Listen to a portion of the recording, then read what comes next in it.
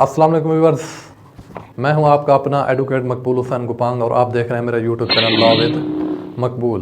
तो आज जो मेरा मेन टॉपिक है वो ख़ास कर नेक्स्ट जो है जून 1923 में जो लॉ गेट होगा उन स्टूडेंट्स के लिए है कि उनको मैं ये बताता चलूँ कि मैंने जो है ना वो लॉ गेट के जो सिलेबस वाइज लेक्चर हैं वो मैंने अपने इस यूट्यूब चैनल पर अपलोड करना शुरू कर दिए हैं। तो आज का जो मेरा मेन टॉपिक है वो QSO के मुतालिक है। आज हम पढ़ेंगे QSO के पहले दो आर्टिकल्स, क्योंकि ये जो पहले दो आर्टिकल्स हैं वो थोड़े से टेक्निकल और थोड़े से लेंथी हैं, जिनको हम एग्जाम्पल के साथ पढ़ेंगे।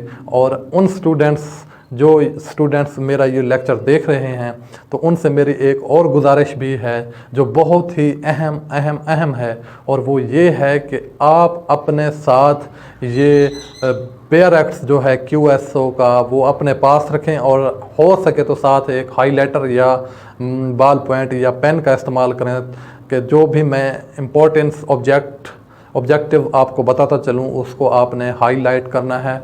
और इससे आपका फ़ायदा ये होगा कि आपकी मेरे साथ साथ जो है वो लॉ गेट की तैयारी जो है वो साथ साथ होती रहेगी। तो मेरी ये रिक्वेस्ट है कि आप अपना QSO का बेयर एक्ट्स पास रखें और एक बॉल पॉइंट हाईलाइटर या पेन भी अपने पास रखें, और जो ऑब्जेक्टिव मैं बताता चलूँ उसको हाईलाइट करते चलें।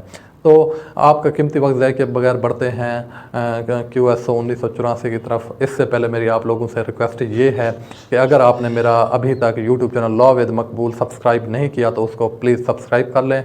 इससे ये होता है कि मेरी हौसला अफजाई होती है और मैं मज़ीद आपके लिए मेहनत करता हूँ और आपके लिए मज़ीद नेक्स्ट अच्छे कंटेंट बनाने की। आर्टिकल 2 जो हैं वो QSO के आज हम डिस्कस करेंगे। इससे पहले मैं कानून शहादत आर्डर 1984 का आपको इंट्रोडक्शन बताता चलूँ कि ये कब लागू हुआ, मतलब ये कब इन्फोर्स हुआ और कब ये रिपील्ड हुआ और ये कौन कौन से स्टेप से गुज़रा। तो सबसे पहले मैं आपको ये बताता चलूँ कि ये जो कानून शहादत आर्डर है ये सबसे पहले इसका नाम जो था वो इंडियन एविडेंस एक्ट 1872 था।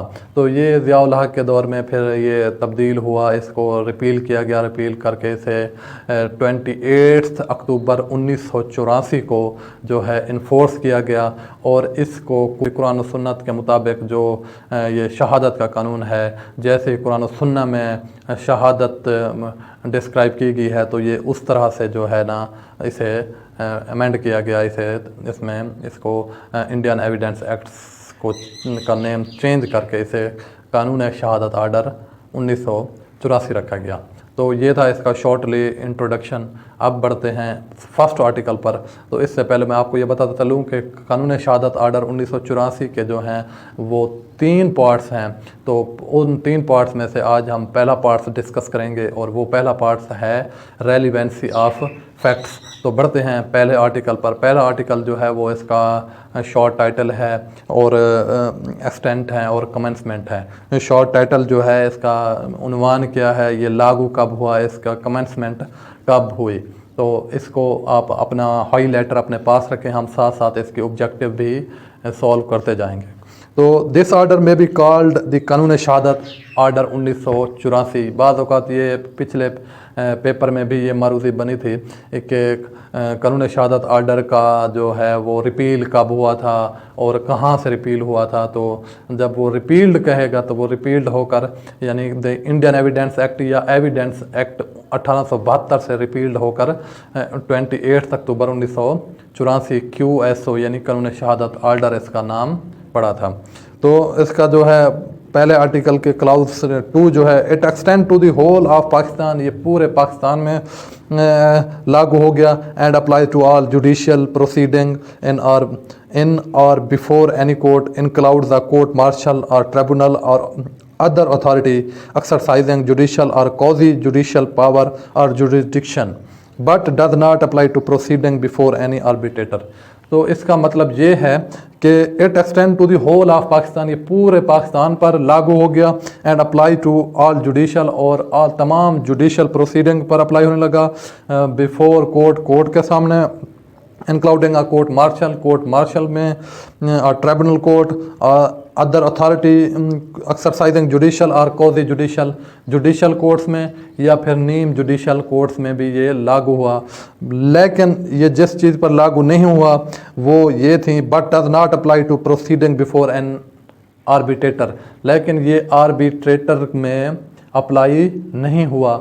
आर्बिट्रेटर यानी सालसी में ये अदालत में ये जो है ना अप्लाई नहीं होता। बाकी जो है कॉजी जुडिशल या फिर ट्राइब्यूनल या कोर्ट मार्शल में ये अप्लाई होने लगा। इससे और बताता चलूँ कि इसमें जो उन्होंने कहा है कि ये आर्बिट्रेटर में भी, और एक और भी दूसरी चीज़ वो पूछ लेते हैं कि जो है the QSO does not apply arbitrator और फैमिली कोर्ट्स और बोथ।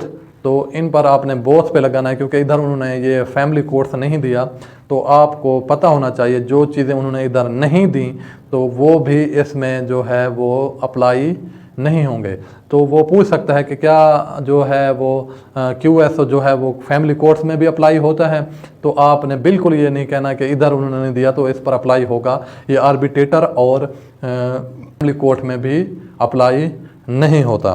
तो नेक्स्ट जो है दूसरा आर्टिकल जो है वो इंटरप्रिटेशन है। तो इसमें क्लाउज ए में जो है वो सबसे पहले है कोर्ट, कि कोर्ट में क्या क्या चीज़ें शामिल हैं। कोर्ट इंक्लूड्स ऑल जजेस, कोर्ट में जो है तमाम जजेस शामिल होते हैं, एंड मजिस्ट्रेट और मजिस्ट्रेट शामिल होते हैं, एंड ऑल पर्सन, और वो तमाम लोग एक्सेप्ट सिवाय आर्बिट्रेटर, वो तमाम लोग कोर्ट में शामिल होते हैं जो कानून शहादत यानी तो उनमें जो है वो जजेस हो गए, मजिस्ट्रेट हो गए या अदर पर्सन, सिवाय आर्बिट्रेटर के, सालसी अदालतों के, तो वो तमाम लोग शहादत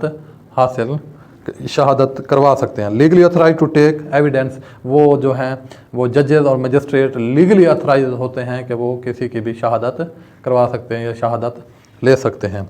तो आर्टिकल 2 क्लाउज बी जो है वो है डॉक्यूमेंट्स। डॉक्यूमेंट्स की क्या तारीफ है। डॉक्यूमेंट जो है मीन्स एनी मैटर है एक्सप्रेस्ड और डिस्क्राइब, जो बयान करता है या वजाहत करता है, upon more than one of those means, बहुत से ज़राए से, बहुत से इंटेंड टू बी यूज्ड और विच में be used for the purpose recording the matter, कि किसी भी मामले को रिकॉर्ड करने के लिए जो है वो डॉक्यूमेंट्स एक अहम ज़रिया है कि वो किसी चीज़ को कैसे रिकॉर्ड किया जा सकता है। कि documents means any matter expressed describe upon any substance by means of letter. Documents जो है वो एक ऐसा सब्सटेंस पर और बाय मीन्स ऑफ लेटर के ज़रिए यानी ख़त के ज़रिए, फिगर्स या फिर फिगर्स के ज़रिए जैसे ABC वगैरह फिगर्स के ज़रिए, या फिर मार्क के ज़रिए किसी चीज़ पर कुंदा किया जाता है या फिर लिखा जाता है, तो वो क्या कहलाता है, डॉक्यूमेंट्स। तो इसकी एग्जांपल मैं देता चलूँ, राइटिंग इज़ अ डॉक्यूमेंट्स। किसी चीज़ पर भी कोई चीज़ अगर लिखी जाती है तो वो क्या कहलाता है, डॉक्यूमेंट्स। दूसरा है वर्ड्स प्रिंटेड, लिथोग्राफ्ड और फोटोग्राफ्ड और डॉक्यूमेंट्स।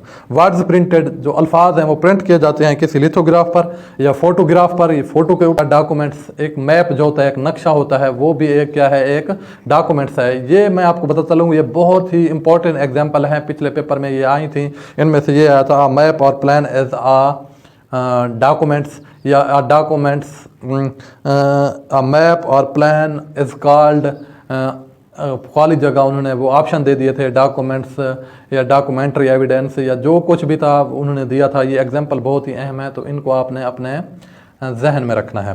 तो इस नेक्स्ट जो है एग्जांपल है N inscription on a metal plate. एक मेटल प्लेट के ऊपर लिखाई की हुई और स्टोन इज अ डॉक्यूमेंट। किसी मेटल प्लेट पर या किसी पत्थर पर, बाद वक़्त पुराने ज़माने में देखते थे कि लोग किसी मेटल पर यानी किसी धात पर कोई चीज़ लिख देते थे, यानी सिक्के पर कोई चीज़ लिख देते थे या फिर पत्थरों के ऊपर कुछ लिख देते थे, तो वो भी क्या कहलाता था, डॉक्यूमेंट्स है। एविडेंस इन क्लाउड्स, सबूत में क्या शामिल होता है, तो इसका क्लाउज 1 है all statement with the court permits और requires be made before it by witness in relation to matter of facts under inquiry, such statement are called oral evidence. All statements, तमाम जो स्टेटमेंट कहते हैं, जो कुछ आप बयान करते हैं अपनी ज़बान से, अपनी ज़बानी, तो वो क्या कहलाते हैं, स्टेटमेंट्स। तो all statement with the court permits, जिसको अदालत इजाज़त देती है, और रिक्वायर्स या फिर रिक्वायर करती है B made before it by witness, कि वो जो है वो गवाह को उनके सामने लाए, in relation to matter of facts, facts के रिलेशन में अंडर इंक्वायरी इंक्वायर करना हो।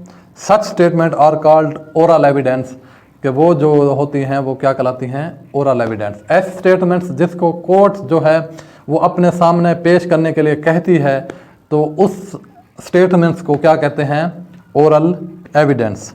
दूसरी जो है clause, all documents produce for the inspection, तमाम डॉक्यूमेंट्स जो इंस्पेक्शन के लिए मंगवाए जाते हैं ऑफ द कोर्ट्स की, such document are called documentary evidence. तमाम जो डॉक्यूमेंट्स हैं वो जो कोर्ट के सामने रखे जाते हैं वो बस एक कागजात की सूरत में, चाहे वो किसी प्लेट पर कुंदा किए गए हों, किसी पत्थर पर कुंदा किए गए हों, या किसी फोटोग्राफ पर कुंदा किए गए हों, जैसे मैंने पीछे आपको बताया है, तो वो तमाम जो डॉक्यूमेंट्स हैं वो डॉक्यूमेंट्री एविडेंस हैं। और तमाम ऐसी स्टेटमेंट्स जिनको बजाते खुद ओरली अदालत के सामने पेश किया जाता है वो क्या कहलाते हैं, ओरली एविडेंस या ओरल एविडेंस। तो डी जो है वो है फैक्ट। फैक्ट में क्या क्या चीज़ें शामिल होती हैं, फैक्ट में पहला क्लाउज 1 है, इसे पहला जो है वो है फिजिकल फैक्ट्स, और दूसरी केस जो है क्लाउज 2 जो है वो होता है केस जो है वो क्या होता है, और फिजिकल फैक्ट्स जो होते हैं वो क्या होते हैं, तो वो क्लाउज 1 में हम पढ़ेंगे फिजिकल फैक्ट्स। तो any thing state of things, any things कोई भी चीज़, या स्टेट ऑफ थिंग किसी भी चीज़ की हालत, और रिलेशन ऑफ थिंग्स या किसी चीज़ का ताल्लुक, capable of being perceived by the senses, जो आपके सेंसेस, आपको पता है कि आपकी कौन सी सेंस है, मतलब वो देखने की सेंस, सूंघने की सेंस, सुनने की सेंस, चखने की सेंस, ऐसी चीज़ें जिनको आप अपने सेंस से महसूस करते हैं, सेंसेस से महसूस करते हैं, वो क्या कहलाते हैं, फिजिकल फैक्ट्स, आपके जिस्मानी फैक्ट्स। तो साइकोलॉजिकल फैक्ट्स जो होते हैं, एनी मेंटल कंडीशन, आपकी कोई मेंटली कंडीशन जो है, of which any person is conscious, जिसको कोई शख्स समझ जाता है, तो उसे कहते हैं साइकोलॉजिकल फैक्ट्स। तो इलस्ट्रेशन इसकी एक एग्जांपल एक साथ देता चलूँ, that there are certain objects arrange in a certain order in certain place is a fact, कि ये है कि that there are certain objects, कि बहुत से ऑब्जेक्ट्स जो हैं वो अरेंज किए गए हैं, उनको तरतीब दी गई है इन अ सर्टेन ऑर्डर के एक ख़ास तरतीब के साथ, तो वो भी क्या कहलाते हैं, एक फैक्ट्स। कि ऐसी बहुत सी चीज़ों को तरतीब के साथ किसी जगह पर रखा गया है, तो वो भी क्या कहलाएंगे, फैक्ट्स। तो ये कौन सी किस्म में आ जाता है, ये फिज़िकल फैक्ट्स में आ जाता है। ये आपकी फिज़िक है कि आप किसी चीज़ को तरतीब के साथ कहीं पर रख देते हैं, तो ये क्या कहलाएगा, फिज़िकल फैक्ट्स, और ये एक फैक्ट्स की एग्जांपल है। तो दूसरा जो है, दैट अ मैन हेयर्ड और saw something is a facts, कि कोई शख्स देखता है या सुनता है, तो ये भी एक फिज़िकल फैक्ट्स हैं, कि ये सेंसेस में शुमार हो जाता है, कि देखने की सेंस क्या है आपकी, सुनने की सेंस क्या है, और चखने की सेंस क्या है। तो दैट अ मैन हेयर्ड और saw something is a facts, कोई शख्स कोई वाक़या अपनी आंखों के साथ देखता है या फिर सुनता है, तो वो भी एक फिज़िकल फैक्ट्स है। तो that a man said certain words, दूसरी जो है तीसरी एग्जांपल जो है वो कोई शख्स कोई ख़ास अल्फाज कह देता है, किसी को किसी के नाम से पुकार देता है, कोई अल्फाज पुकार लेता है, तो ये भी एक सेंस है। तो that a man holds a certain opinion, has a certain intention, a particular sense, और is or was at a specific time conscious of a particular sensation is a fact।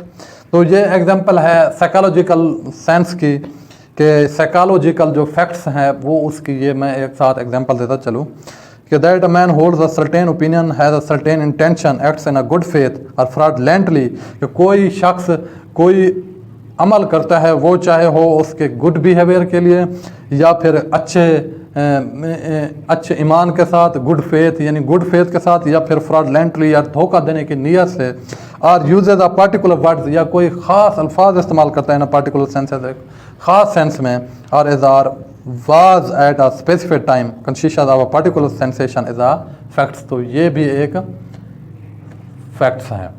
तो ये जो आर्टिकल जो थे वो मैंने आपको शॉर्टली और विद ऑब्जेक्ट के साथ आप लोगों के साथ शेयर किए हैं।